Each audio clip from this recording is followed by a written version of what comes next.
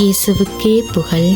இயேசுவில் பிரியமானவர்களே, இன்று நம் ஆண்டவர் மத்தேயு 5ஆம் அதிகாரம் 22ஆம் வசனத்தினூடாக இவ்வாறு நம்மோடு பேசுகின்றார்.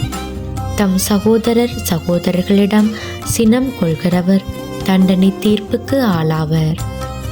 அன்பு சகலத்தையும் பொறுத்து கொள்ளும் என்பார்கள்.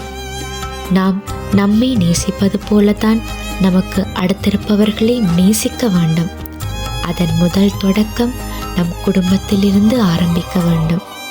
பிரியமானவர்களே, நம்முடன் பிறந்தவர்களை நாங்கள் எவ்வாறு நடத்துகிறோம், அவர்களை எப்படி அன்பு செய்கிறோம் என்று எப்போதாவது யோசித்து பார்த்திருக்கிறீங்களா? எங்களில் பலர் கூட பிறந்தவங்களை மதிக்கிறதே இல்லை. மனசு நோகிற மாதிரி பேசுறது, கோபத்தோடு நடத்துறது, உதாசீனப்படுத்துறது, இப்படியாகத்தான் நாங்கள் இருப்போம். இயேசு ஆண்டவர் மிகவும் அழகாக சொல்லுகிறார், சகோதரரிடம் சினம் கொள்கிறவர் தண்டனை தீர்ப்புக்கு ஆளாவார்களாம்.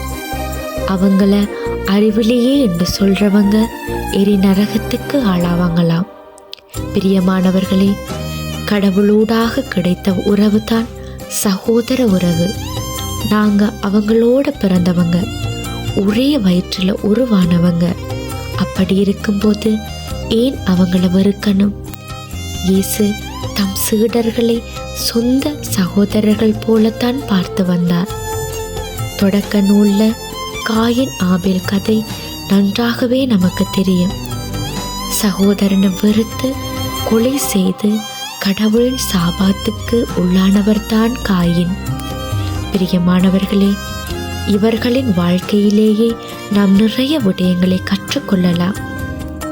எனவேதான் பிரியமானவர்களே, உடன் பிறந்தவங்களுக்கு இடையில ஏதாவது ஒரு மனக்கசப்பு இருந்தா கூடுமானவரை பேசி தீர்த்து ஆரோக்கியமான பந்தத்தை ஏற்படுத்தி கொள்ள முயற்சி செய்வோம். இருக்கிறது ஒரு வாழ்க்கை. முடிஞ்சவரை உறவுகளோட ஒற்றுமையா சந்தோஷமாக சேர்ந்து வாழ பழகுவோம். ஆமேன்.